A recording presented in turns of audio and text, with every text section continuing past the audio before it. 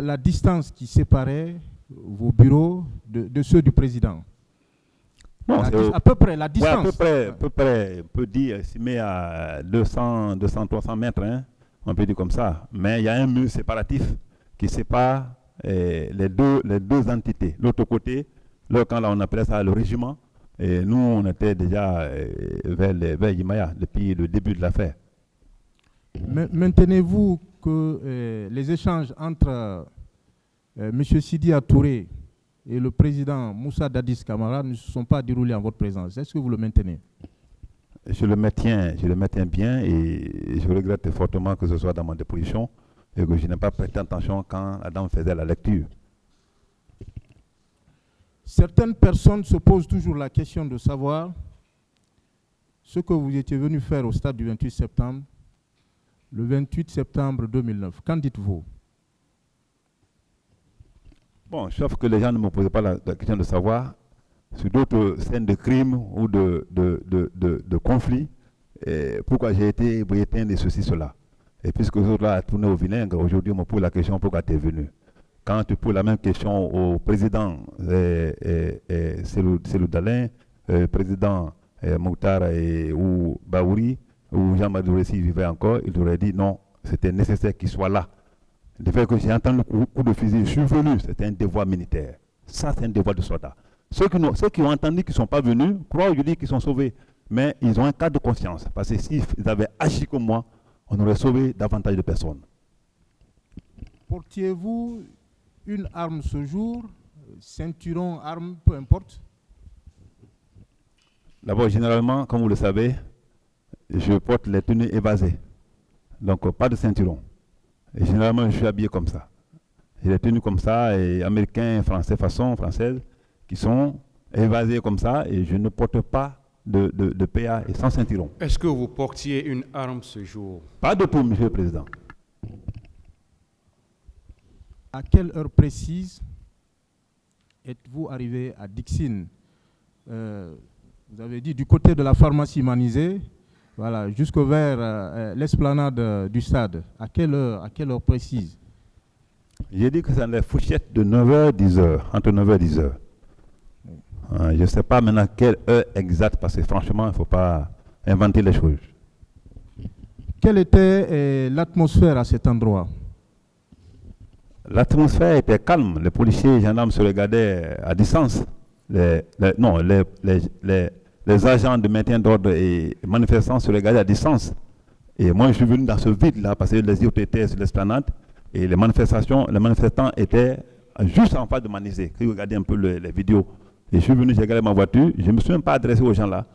En réalité, demandez-les. Il n'y a aucune vidéo qui ne peut le prouver. Je suis parti directement vers les manifestants. Et si vous me voyez, je suis seul au milieu de cette foule qui est en train d'applaudir. Pouviez-vous, dans ces circonstances-là, en ce moment précis, tirer sur un manifestant? À moins qu'on soit fou, sinon quelqu'un qui applaudit pour toi, qui est en train de t'ovationner, il n'y a pas de possibilité de tirer. Et mieux, je n'étais pas armé. Et même si j'étais armé, c'est impossible, c'est impensable. Est-ce que vous auriez pu tirer sur une personne, sur un manifestant dans cette foule et que vous ne soyez pas lynché?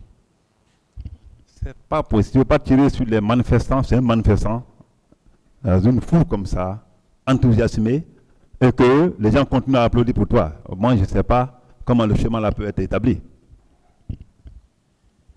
Et on parle de l'ouverture du stade.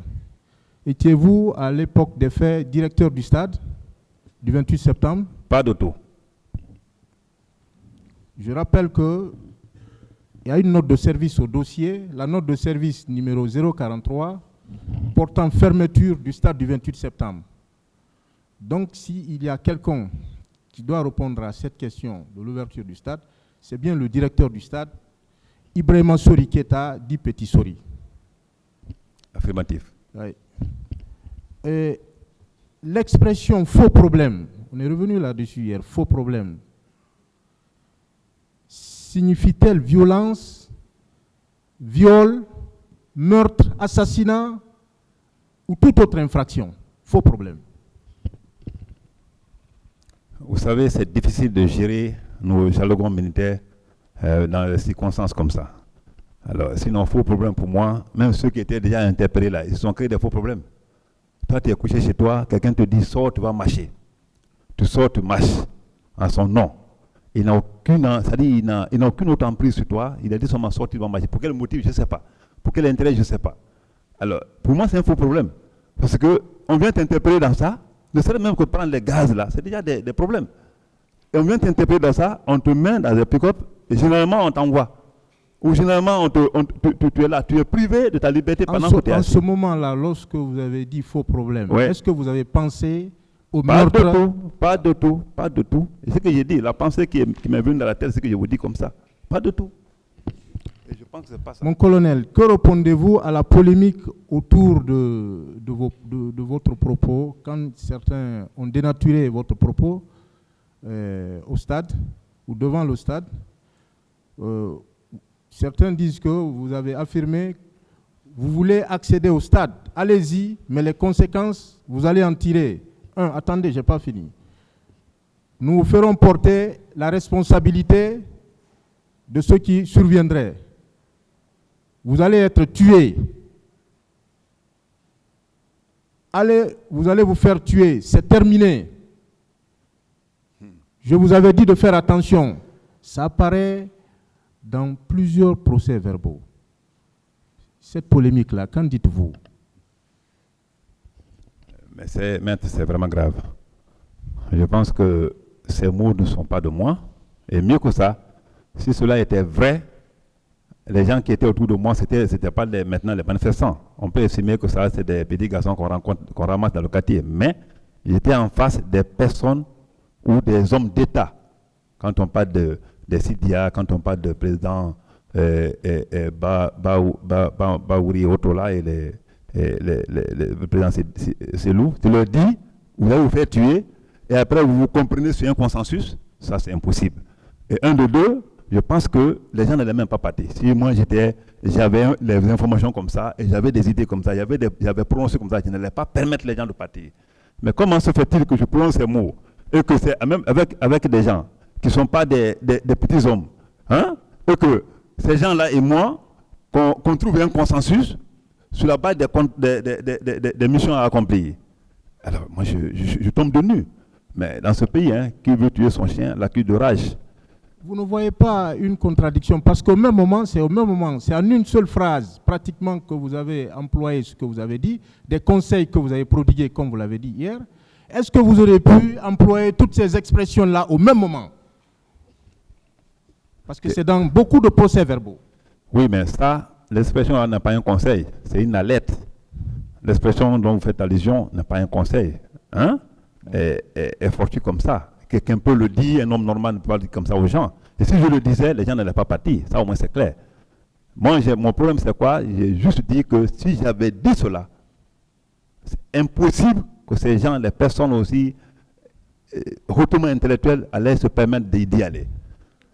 Et ils n'allaient même pas me donner le temps d'aller à un consensus, c'est pas possible. Mon colonel, est-ce que vous auriez pu dire au même moment, vous allez vous faire tuer, vous allez endosser la responsabilité, et c'est terminé? Toutes ces expressions-là qui ont été employées dans les procès-verbaux, est-ce que au moment X, vous auriez pu employer toutes ces expressions-là à la fois? Pas du tout. Vos propos est-ce que vos propos en ce moment-là étaient constitutifs de menaces? On s'est juste conseillé en grand frère et jeune frère. Je pense qu'il n'y avait aucun mot menaçant, selon moi. Est-ce que ces conseils signifient que, comme il est indiqué dans l'ordonnance de renvoi, que vous aviez connaissance que des exactions allaient être commises au stade du 28 septembre? Est-ce que ces conseils, les conseils que vous avez donnés, est-ce que ces conseils signifient que vous aviez connaissance d'une planification quelconque, d'un massacre quelconque au stade du 28 septembre ce jour? Pas du tout. Et si je le savais et s'il y avait une information déjà, moi-même je n'allais pas venir. Ça au moins c'est clair. Je ne suis pas aussi bête que ça.